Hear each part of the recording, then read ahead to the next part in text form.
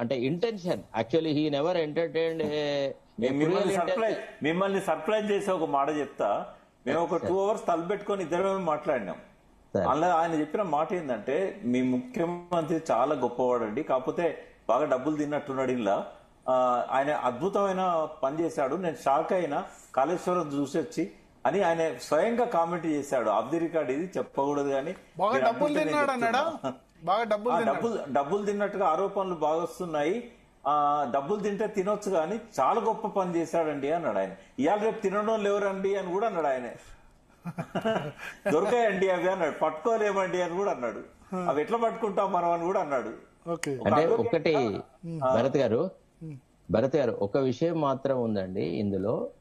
ఇప్పుడు ఇప్పుడు ఈ కమిషన్ రిపోర్ట్ వచ్చిన తర్వాత కేసీఆర్ అంటే ఒక హిమాలయ పర్వతం లాగా, రేవంత్ రెడ్డి అంటే పొలిటికల్ లిల్లీపుట్ అనే ఒక ఫీలింగ్ అయితే వస్తుందండి.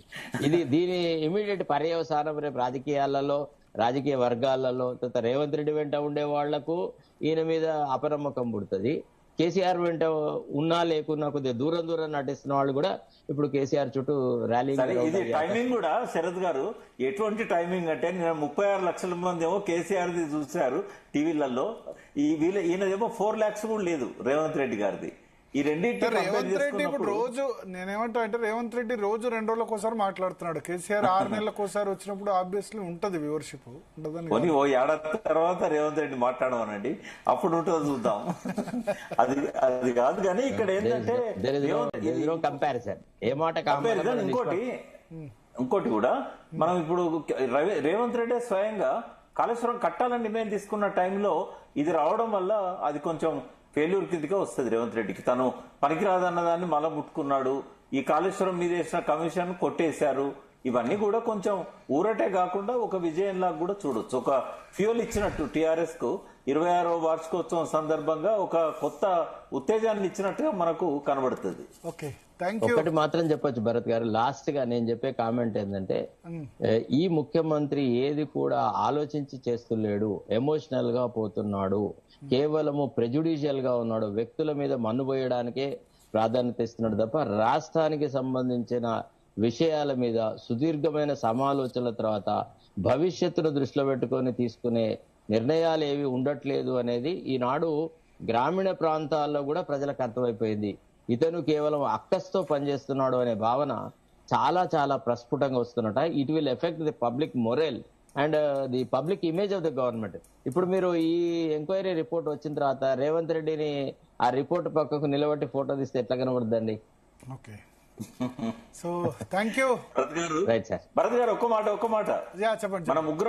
మన ముగ్గురం మాట్లాడే డిబేట్ కు జుగల్బందీ అని పేరు పెట్టండి.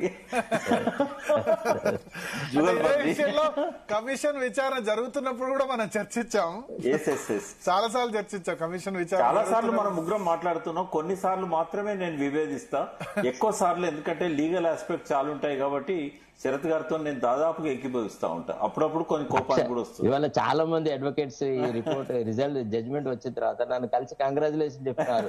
అన్న నువ్వు చాలా కరెక్ట్ చెప్పినావు, నువ్వేం చెప్పినావు అసలు ఆ జడ్జ్మెంట్ కంగ్రాచులేషన్ మీకే చెప్తున్నట్టున్నారు. అంటే మొదటి నుంచి చెప్తున్నాడు కదా, శరత్ గారు చెప్పాను, నేను చెప్పాను, ఇది నిలబడదు. ఇంకోటి 8B కింద వాళ్ళు ప్రొసీజర్ ఫాలో కాలేదని కూడా శరత్ గారు చెప్పారు. నాకు గుర్తుంది, మన ముగ్గురమే ఆ రోజు కూడా మాట్లాడుకున్నాం. థ్యాంక్ యూ వి ప్రకాష్ గారు, శరత్ గారు. సో మొత్తానికి రెహానా ఒక 1.5 year పాటు చేసిన ఎక్సర్సైజ్ అంతా కూడా ఇవాళ వచ్చిన జడ్జిమెంట్ తో 0 అయిపోయింది. ఒకటి అంటే ఇది క్లీన్ చీట్ అని చెప్పలేం, టెక్నికల్ గా సాంకేతికంగా ప్రొసీజర్ ఫాలో కాకుండా కమిషన్ చేసింది. సుప్రీంకోర్టు జడ్జే ప్రొసీజర్ ఫాలో కాలేదని హైకోర్టు అభిప్రాయపడ్డది. ఈ జడ్జిమెంట్ మారొచ్చు, మళ్ళీ సుప్రీంకోర్టుకు వస్తే సుప్రీంకోర్టు స్టే ఇచ్చి మారొచ్చు, కానీ ఆ సెక్షన్ 8B అన్నది ప్రొసీజర్ ఫాలో కాలేదన్నది అర్థమవుతుంది మనకు.